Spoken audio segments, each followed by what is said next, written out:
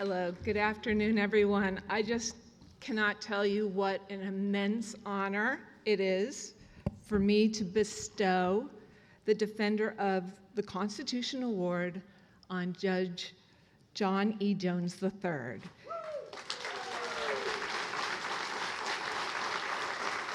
So let me tell you why. First, Judge Jones has had a stunning career of public service at the highest levels. He is the current president of Dickinson College in Pennsylvania, a post he has held since 2021. Before that, Judge Jones was the chief judge of the Federal Middle District Court of Pennsylvania. As we heard, he was recommended to the bench by Pennsylvania Senator Rick Santorum and nominated by President George W. Bush. And then Judge Jones was confirmed by the Senate in July 2002 unanimously. Unanimously. It's really hard to believe that there was a time when someone highly qualified and meritorious could transcend partisan politics. But Judge Jones is a living example of a saner time. Now, we all know that Judge Jones was the trial judge in the Kitzmiller case. We'll be going into depth on that case together. He saved science's butt. But let me introduce you to a couple of other cases that you might not be quite as aware of. So in 2003, Judge Jones stood up for freedom of speech by striking down a speech code at Shippensburg University. So the code required students to mirror the university's ideals as they apply to cultural diversity and social justice and racial issues. Blatant censorship, as Judge Jones accurately stated. He said, "Good intentions do not justify censorship." Another lesson we seem to have lost today. And then there was the case of Whitewood versus Wolf from 2014, in which Judge Jones struck down Pennsylvania's ban on same-sex marriage. The judge ruled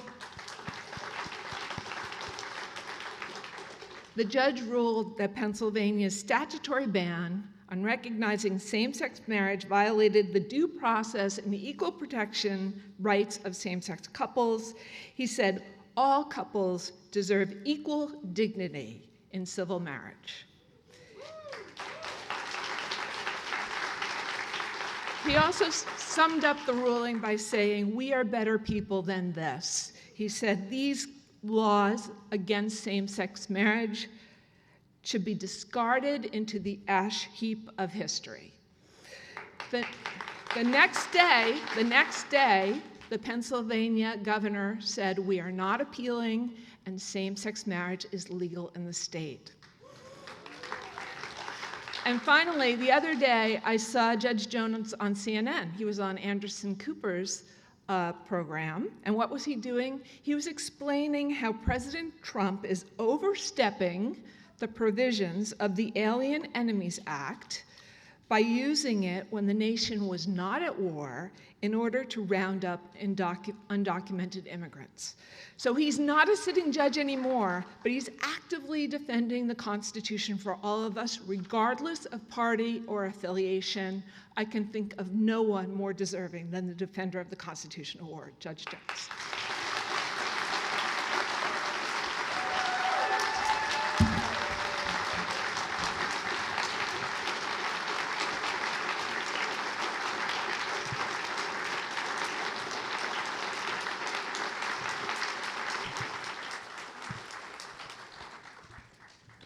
We're going to be having a conversation for about a half hour, and then we're going to actually open it up for questions. So start to think about some of the things you might want to ask the judge within the next half hour.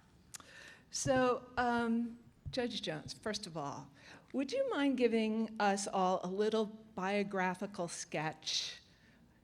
Tell us how you came to be a lawyer in the first place.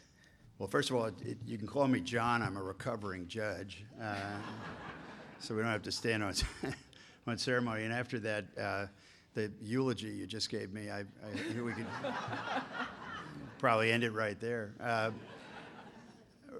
So, Robyn, I grew up in anthracite coal country in Pennsylvania, and my ancestors came from Wales and Ireland and Scotland and northern Europe, and many of them worked the mines in that area. I had a grandfather on my father's side who had an 8th grade education, but made himself successful in business, and was able to educate my dad and my uncle in college, and believed in education. I didn't have lawyers in the family, but it always seemed alluring to me to follow the law, and I also was interested in people who were in public life, and it seemed to me in my younger years that many of the folks that I admired and studied who'd gone into public life happened to be lawyers, and then as that sort of moved along, I thought being a trial lawyer would be a good profession to go into. So I pursued the law, and as was noted, I engaged in politics back when you could be a moderate in politics, and I freely participated in the process. I had the great good fortune to be a senior member of former Pennsylvania Governor Tom Ridge's administration, a tremendous individual and probably the foremost mentor that I've had in my life. And I grew up in a small town, as I said, in northeastern Pennsylvania, a couple thousand people, and I thought when I was young, if I played my cards right, maybe I could be a county judge someday. When I was a young lawyer, I thought that, and I had the great good fortune to get on the federal bench in my mid-40s, and thought that might be the last sort of big stop in a career, and I was so honored to be able to serve for 19 and a half years, and very unexpectedly, my alma mater came calling. I happened to be the chair of the Board of Trustees, and they asked me to step off the bench and to lead my alma mater, Dickinson College, which, for those who don't know, is a liberal arts college with a couple thousand students in central Pennsylvania. It's a very storied college. It's been around since 1783. It was the first college chartered in the country after the new nation was created. Just talking to Ed Larson about John Dickinson, after whom the college was named. And so I've been doing that for 4 years now, starting my 5th year as president. Is a wonderful job, and it's given me the opportunity to, as you said, comment on the affairs of the day. When you're a judge, you're constrained by the Code of Conduct for federal judges, which really does not allow you to make extrajudicial statements to comment on things that could actually end up on your docket, and it's very appropriate that you have that constraint. But it's been very liberating the last 4 years, and I feel very passionate about judicial independence and the role of the judiciary. I am distressed about, and we can talk about this, it's not directly germane to the case, but I'm distressed about the way this administration is treating the federal judiciary, and I'm going to talk about it. Well, we hope you do. Absolutely. So let's talk a little about the Kitzmiller case. Were you aware before the case was filed of the tumult that was going on in Dover, Pennsylvania? I wasn't. It was a very local kind of a controversy. The Middle District of Pennsylvania goes from the Maryland border to the New York border, and is the sort of wide swath of the middle of Pennsylvania. The district contains about 4 million people. So, you don't see every local paper. The York papers which covered the area where Dover is, had a lot of articles, as I saw later, about the controversy, but I really wasn't cognizant of it at all. And I have to tell you that if I had heard about intelligent design before I received the case, I don't remember it sticking in my head. The first time I heard about the case, and I've told this story very frequently, I was driving home from my chambers. It's a true story. And back before everybody started listening to satellite radio, I was listening to a local radio station as I would sometimes on the way home. And they announced that a group of parents in Dover had filed a federal lawsuit, and there had been a big press conference with the ACLU and the other associated attorneys like Richard, and that was in the Capitol Rotunda, which was a big deal, announcing the suit. And I remember idly thinking, knowing it was filed in my judicial district, I thought, and there were about 10, 11 judges in the district, and I thought to myself, geez, it's an interesting case. I wonder who's going to get that. Found out the next day. As you were starting the trial, did you appreciate just what an impact this trial would have on the law and on, ultimately on science textbooks? Well, kind of. When I first received the case, I really thought, given the dynamic of the case in the first month or so, that it seemed like a case that at some point would settle. And then I had a couple conferences with the lawyers, and you could just tell by the body language and the demeanor of the lawyers, particularly on the school board side, that they were determined to take the case to trial. So we moved sort of inexorably towards a trial. This all went on in the beginning of 2005, and we scheduled trial for September, and I blocked out my calendar to do it. And you had a sense that it was gaining more and more national and international attention. But I remember the first day of the trial so vividly that, this is sometimes you could be a judge and sit for decades and decades and it never happens to you. Well, as I came to the courthouse that day, the whole federal courthouse was ringed with satellite trucks and from the major networks and so forth. And I went into my chambers, and my courtroom deputy just kept coming into chambers, and she'd say, I don't know where to seat people. I mean, there's so many people that want to see us. We had overflow courtrooms it was televised, and then she'd say, Jake Tapper's sitting here, so-and-so's sitting here. And I finally said to her, look, you're freaking me out. I mean, I have to preside over this case. And I went out, and it almost took my breath away because I had never seen the courtroom like that. I tried some pretty high-profile cases as a trial lawyer, but I just had no idea. And the sketch artists were there, and because you don't televise federal court proceedings, and I found that once we got started, you did your job and tamped that down. But it was an absolutely unusual experience and something I'd never been through before. Just the sheer notoriety of the case, and every day it was being written about. Depending on the developments in the case, but some of them were quite dramatic, so it was written about in papers really across the world. Yes, absolutely. Many of us were following this case as it was unfolding, and just a personal story, I was at that time a syndicated newspaper columnist in Florida. Before that, I had been the director of the ACLU of Florida, so you knew where my sympathies lied.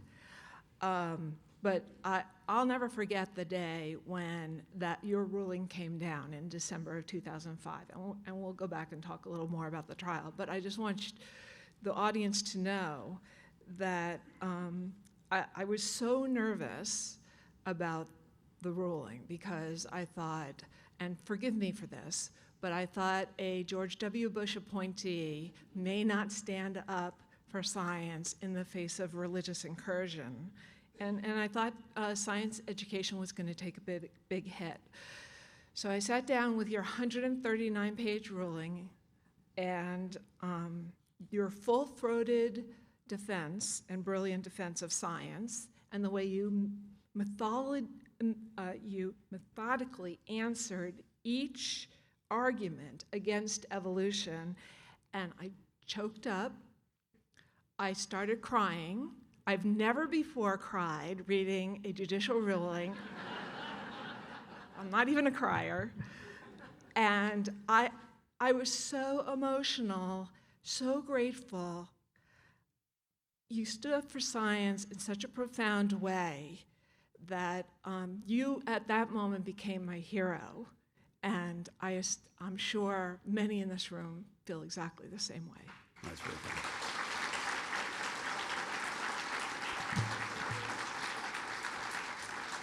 Well, you know, as you can tell, well, that's very kind. Thank you, and thank you, Robyn. Thank you, everybody. But I can't help myself, you know, a little levity. So the then president of my college in the office I now occupy, a guy by the name of Bill Durden, was sitting with his provost, Neil Weissman, and we had put out essentially a notification. Our administrative office in Washington urged us to do this because of the media interest and said, we're going to file this decision tomorrow so that everybody could be waiting for it. And of course, it's filed electronically. So we gave essentially 24-hour notice that the thing was going to be filed. And they later told me, and I say this because you weren't the only one that was worried. So they sat in the office, and Durden said to Weissman, you know, he said, they keep mentioning that he's a graduate of Dickinson College. You know, look, John's a reasonably bright guy, and you know, if he follows the evidence, and from what I can read, it looks like you know he's gonna strike down this policy. And Weissman said, yeah, I think that's fair. Looks like he's going to do it. And they paused as it was getting dark outside, and Durden looked over at Weissman and said, Neil, he said, you don't think he's going to screw this up, do you? You know, it set the college back to the Stone Age. So it all worked out. Oh, it certainly did. So can you tell us a little bit about the trial? It was a long trial. Extremely detailed scientific evidence was presented. Can you give us some stories? Yeah, you know, it is really important. First of all, what was sometimes misunderstood and written about in a way that was totally misleading was that they said, well, who is this judge to arrogate to himself the ability to decide this case? Well, and why did he get rid of a jury? Well, you don't have a jury when you're seeking injunctive relief. It's not available. So it was always going to be bench tried, and the lawyers, of course, knew that. And so it's really important for lawyers to understand what they have. You know, who are they playing to? And what they knew, I think, was that they had a generalist. They had a judge who was not a specialist in any area of science. Particularly, I wasn't. You know, I was a political science major when I was in college, and so they sort of slotted their witnesses in a way that like building blocks. First witness, and you saw Richard Katzke talk about the Miller and Levine text. Well, Ken Miller was the very first witness in the case. Taught introductory, you know, biology 101 to students at Brown University. A devout Catholic, you know, wrote the textbook, the high school textbook on biology, and he put basically a primer on to start the case about evolution. And that was a good thing because, you know, the other question that lay people ask is, well, what did you study up on in preparation for the trial? And the answer is nothing. You can't, because you have to decide the case based on the evidence that is introduced within the courtroom.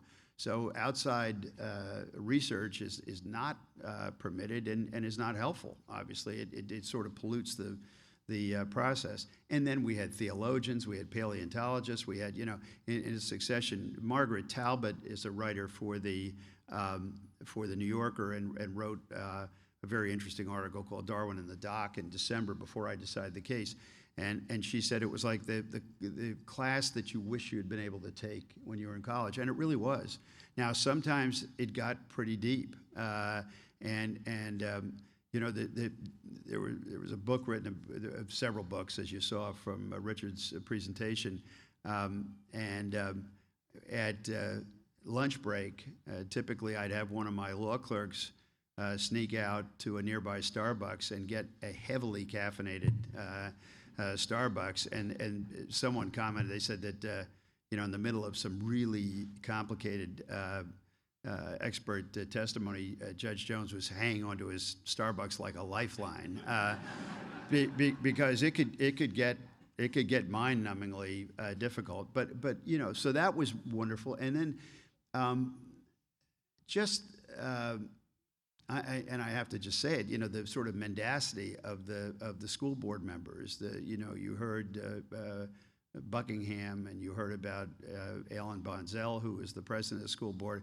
It was really unseemly and really distressing. They didn't know. I mean, at the end of the day, those of you who may not have read the opinion, they didn't know what intelligent design was. They just didn't want to teach evolution. We found out later was that their lawyers wanted a test case and were encouraging them to go forward. But at the same time, the sort of think tank, which many of you know about, the Discovery Institute that was pushing intelligent design, was admonishing them that they weren't going to support their effort. They knew that they weren't ready for prime time. So there was some tension, behind the scenes. So the expert testimony was terrific, really interesting to see. And then there were moments of pretty high drama in the trial as well during some cross-examination of the school board witnesses and members that was absolutely textbook great.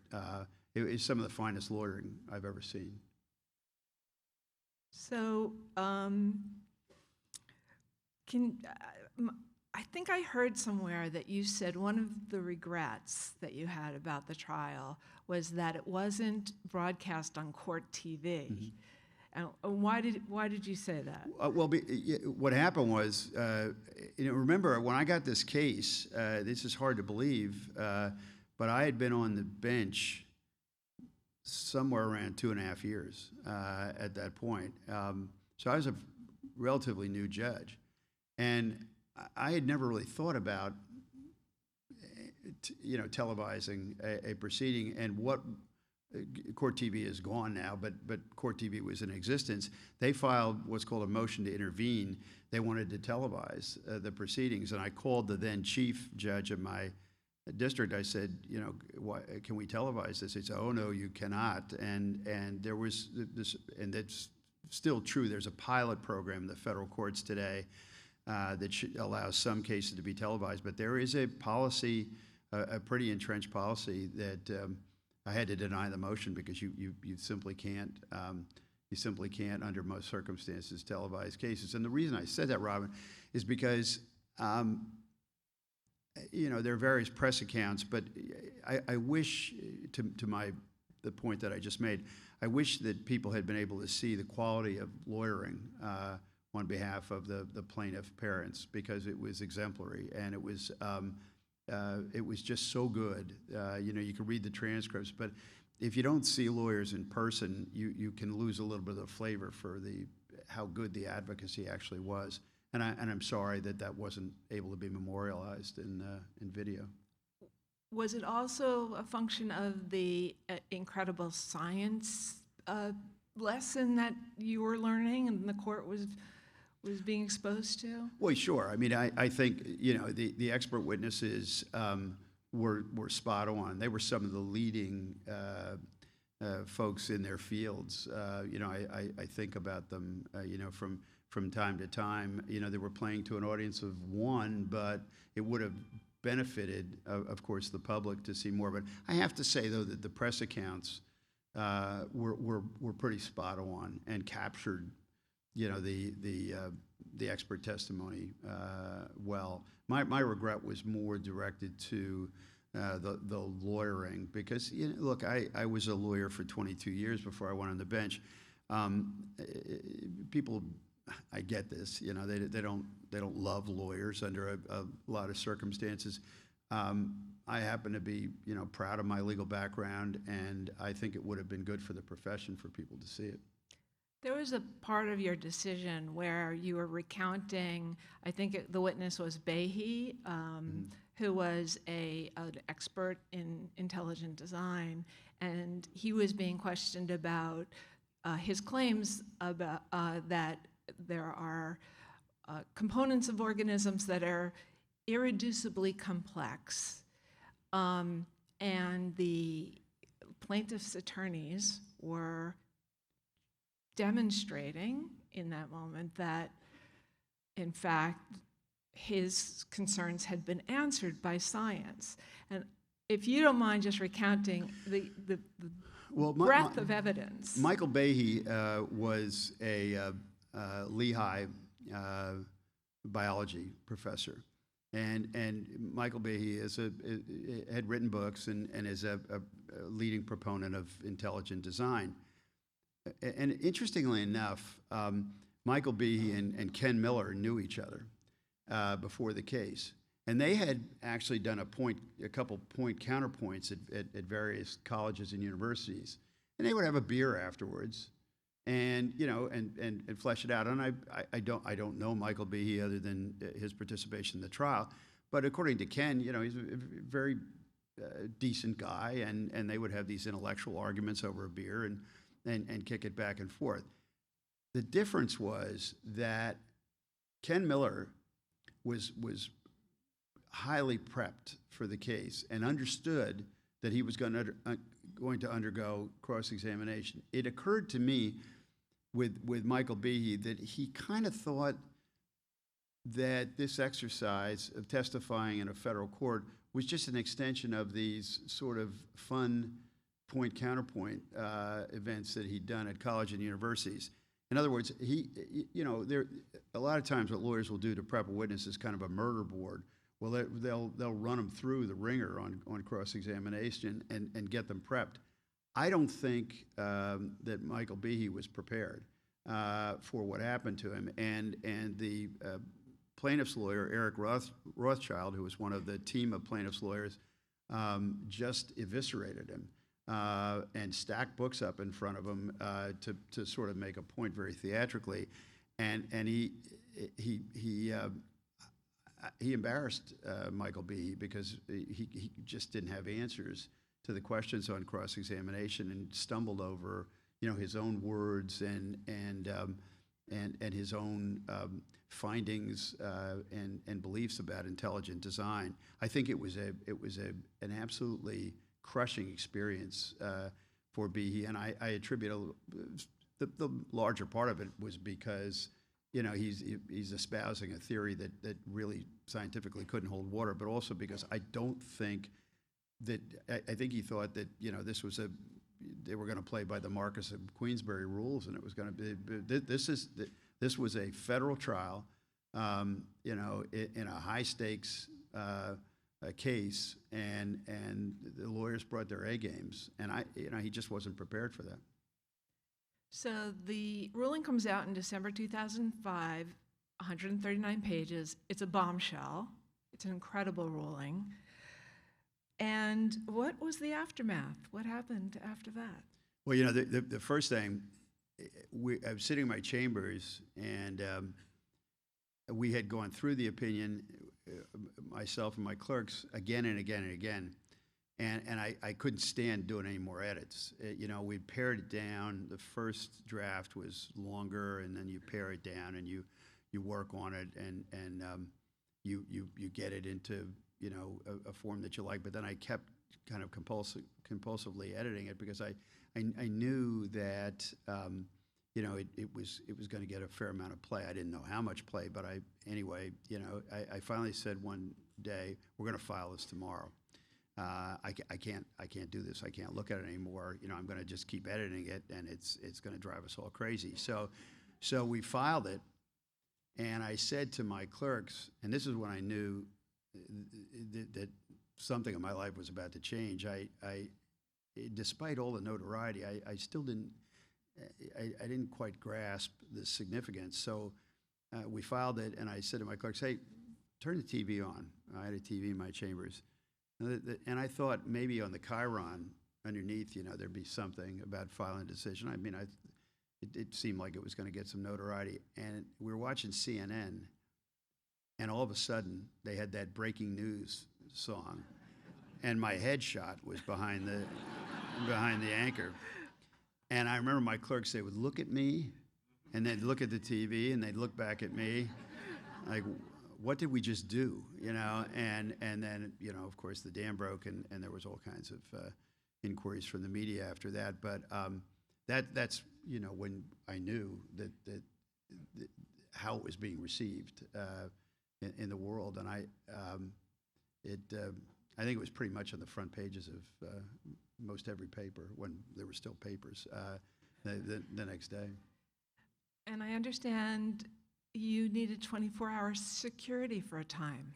Well, what happened was that it was a little bit of a bygone time. There was email then, but not a lot of email, and you didn't have social media at that time. Remember, this is December of 2005.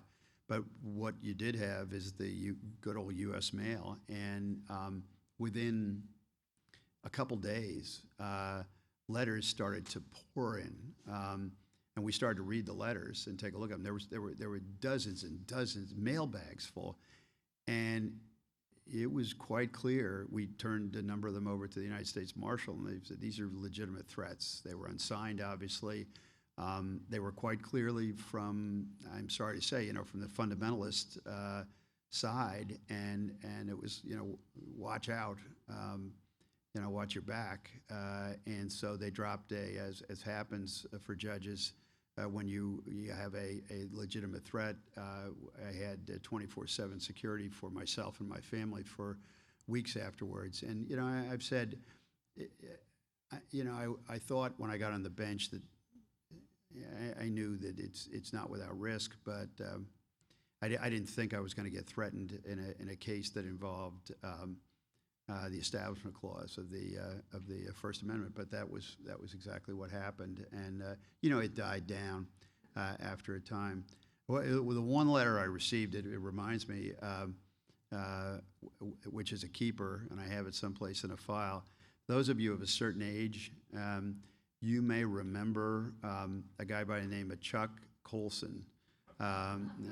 Chuck Colson was Richard Nixon's hatchet man. He was the dirty tricks guy, one of the dirty tricks guys in the Nixon White House, and then got put in prison for his role in Watergate, and in fact served time in Pennsylvania in prison in Allenwood. And he had a conversion at some point and became highly religious. And he wrote an excoriating letter to me about the decision, which was more amusing than not. But given his past, but that was he didn't threaten me, but it was well, I think he said I was probably going to go to hell, but that was, and then and then there were we had the Pat Robertsons and the Bill O'Reillys and the Phyllis Schlaflys and the rest of them and the Ann Coulters. They all wrote about it and wrote how stupid I was to render the decision, but which it was kind of like who's going to write something today, and it was kind of the usual polemics from the usual suspects. But it wasn't just your life that was impacted. The school board members had some consequences to them as well. Well, yeah. So what happened was that it just happened that the majority of the school board, those members were up for, including the architects of the policy, Buckingham and Bonzell, they were up for re-election in November, and that was post the record closing in the case, but before I rendered the decision in December. So those of you who are sort of political science students, as it occurred, it seemed that the trial was a little bit of a referendum, and not in a good way for the school board members. And to the credit of the folks in Dover, this little beautiful community in central Pennsylvania, they voted them out. And so by the time I rendered the decision, the school board had been essentially unseated, and then the case was not appealed. Obviously, by the successors, they wanted no part of appealing the decision after they took office. The new school board members. I'm about to open it up to the audience for some questions, but I just want to get your forecast, because there are currently serious attempts in states to impose intelligent design requirements in their public science classrooms, including we were among many organizations that helped beat back an effort this year in North Dakota. There was an effort last year in West Virginia. It appears that some states feel that the time might be right to reopen this issue before the U.S. Supreme Court. So what do you think? Well, let me answer it this way. This is what troubles me in particular, among other things. I mean, the court is moving in directions that I certainly can find some fault with on a number of different fronts. But Richard, my good friend Richard Kafkaesque alluded to this.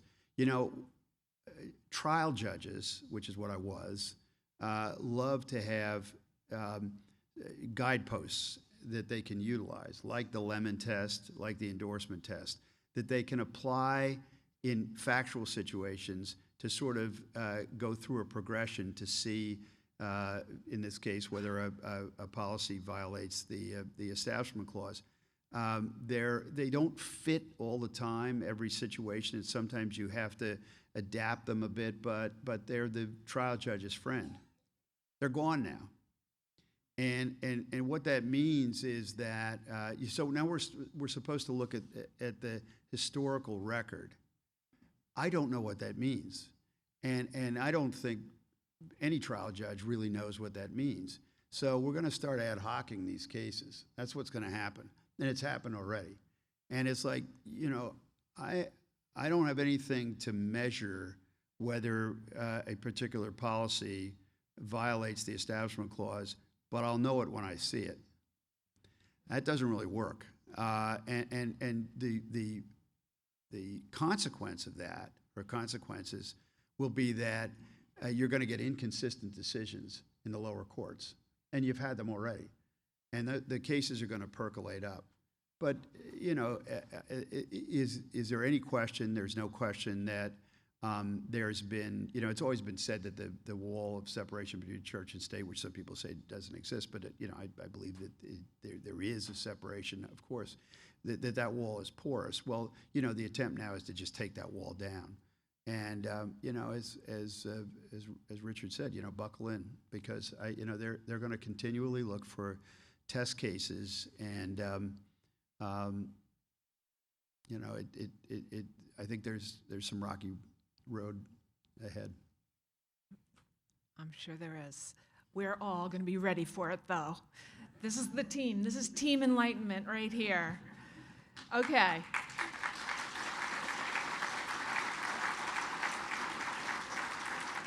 So, people raise your hand. There are roving mics. Okay, over there.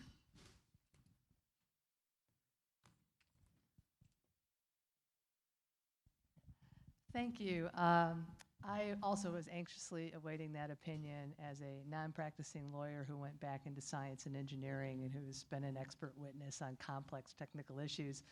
I was really kind of dreading things because I know how hard it is to explain these things and present them to a judge in a way that's really comprehensible and really gets the point across. And hearing you now, I feel embarrassed even thinking that. But I was actually very encouraged when I saw the 136-page opinion, because I thought, aha, this is good. If it was short, he would have, I've been really worried that you took maybe a more overview and kind of cut it short, and maybe while defending, well, that's not science. But if you didn't go into detail, the next permutation would have popped up. And when I saw all those pages that took all the ink out of my printer, I went, hey. So was that a conscious decision? Yeah, no, that's a very good question. There was the challenge I had, because at the end of the day, I think it was a route in terms of the purpose of the school board. The purpose was clearly religious. You saw, the clip, and the evidence was abundant. And then it became, do I tackle the seminal question of, is intelligent design science?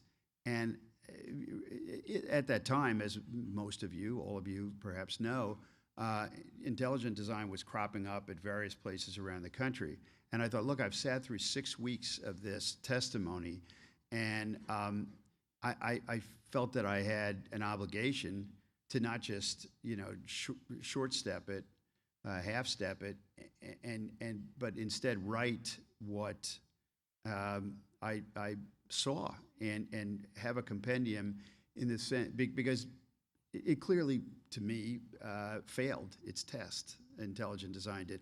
And I could think of, school boards across the country, or boards of education, having intelligent design presented to them. And I thought, look, you may not agree with my opinion, but at least there's something, that it's written by a federal judge that people can go to and they can look at. And that was the sort of middle part, if you will, of the opinion, and really read what I saw and what I concluded about intelligent design, which to me had failed utterly.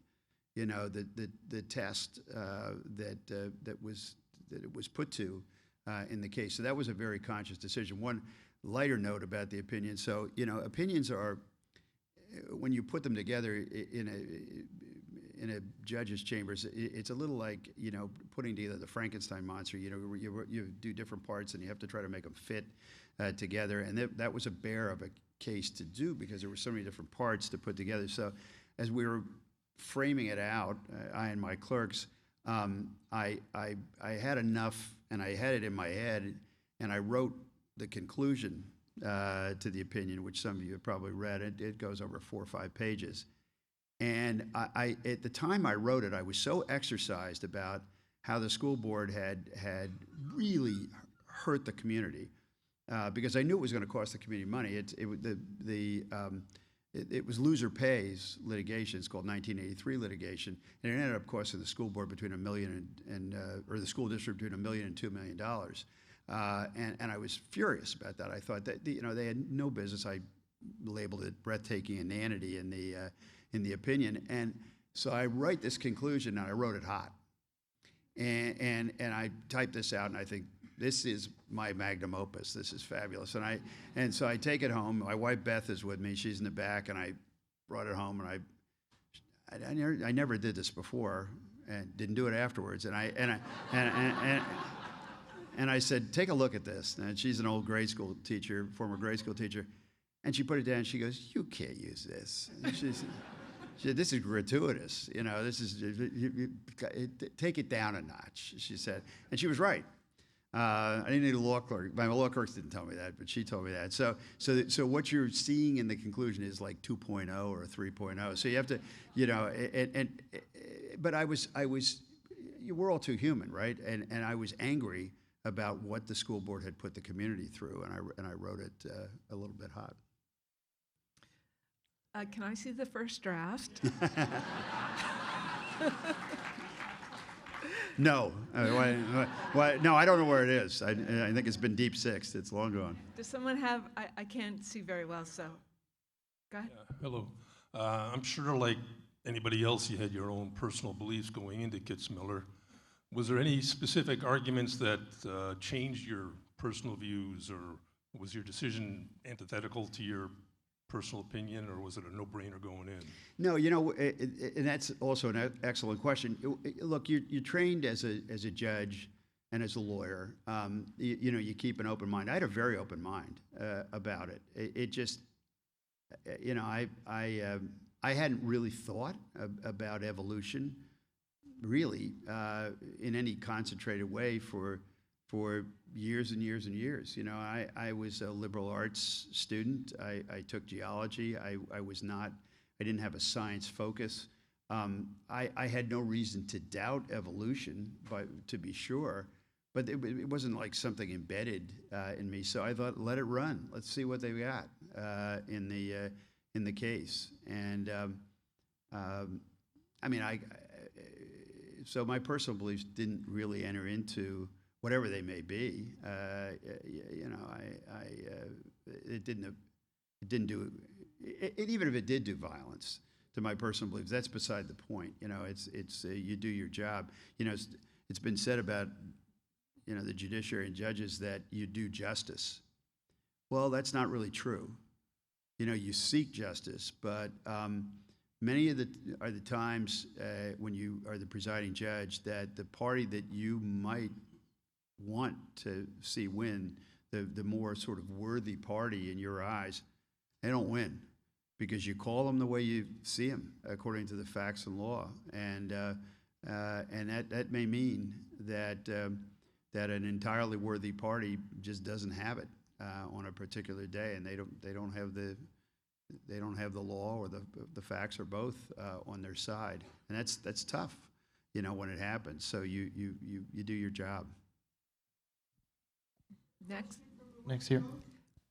Next person with the microphone. I can't really say. Go ahead. Yes, PBS did a documentary on the Dover, PA trial. Did you see it?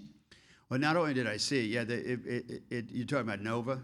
Yes. Yeah, I came to know the Nova folks pretty well. They looked me up. Paula Absol was the brilliant head of Nova at PBS, with whom I developed a very, very warm friendship. And they asked me to talk about the case, you know, within the constraints of my code of conduct, and I did, and came to know them very well. And they, I thought it was exceedingly well done. It was a 2-hour Nova special, and they recreated the courtroom scenes, which was pretty neat, and used some actors because, of course, as we said, it wasn't televised. And they interviewed school board members. They interviewed the plaintiffs. It was really well done. I think it's been used as an educational tool. I came to know the Nova folks pretty well. It's a real quality outfit, and very, very well done. Do you know if it's available on Passport, PBS Passport streaming? I suspect it must be. I knew it. I know it was on YouTube for a while, but I have to believe you can get it. Yeah. Judgment Day. It's called yeah. Judgment Day. Judgment I'll Day. look for it. Great. Anyone can watch it. Possibly one final question? Yeah? Hi. Yeah, you describe Michael Behe's testimony as being just he was unprepared for cross-examination, but he describes the trial as being Kafkaesque. And I was just wondering, is that just sour grapes, or do you know that of any specific thing that he complained about? I don't know why he didn't like my decision. And I don't know why that makes it Kafkaesque. I think I understand what Kafkaesque is. You know, if being disemboweled, you know, on the witness stand makes it, you know, Kafkaesque, you know, I'm sorry for that.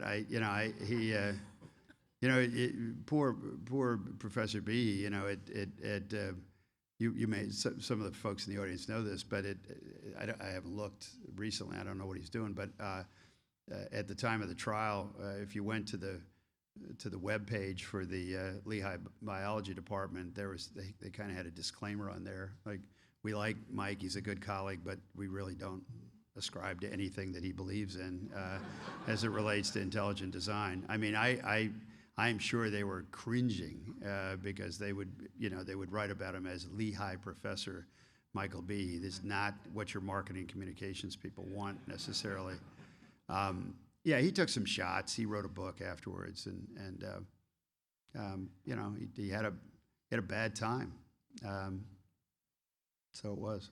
So as the interlocutor's prerogative, I'm going to ask the last question, and I'm going to preface it by saying, other than the fact that you just had a grandchild, a healthy grandchild, like yesterday or the day before,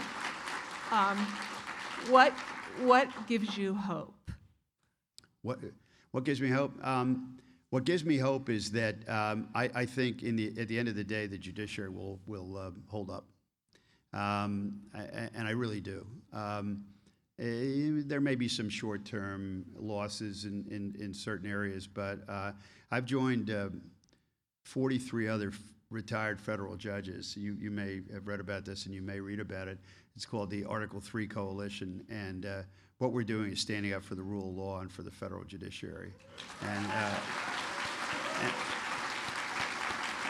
And I might tell you, I mean, they're conservative and liberal and moderate, and among them Mike Ludig, who you've probably seen on TV, and is a terrific retired judge, and has had a belly full of this, and I'm heartened by that. And look, I'm going to continue to speak out. As you said, I've done my share of talking head stuff, and will continue to do that when I'm called upon. There's a nominee to the Third Circuit Court of Appeals in Philadelphia, Emile Beauvais, who's the president's counsel. Well, and I signed a letter with 74 other federal judges opposing his nomination, retired federal judges, and I spoke about it on MSNBC the other day and on PBS. And so we're not going to take this lying down, and so we'll continue to talk about it. I hope on the Supreme Court that some centrists emerge. I'm not joking. I mean, I think things change over time, so it's stay tuned. But I think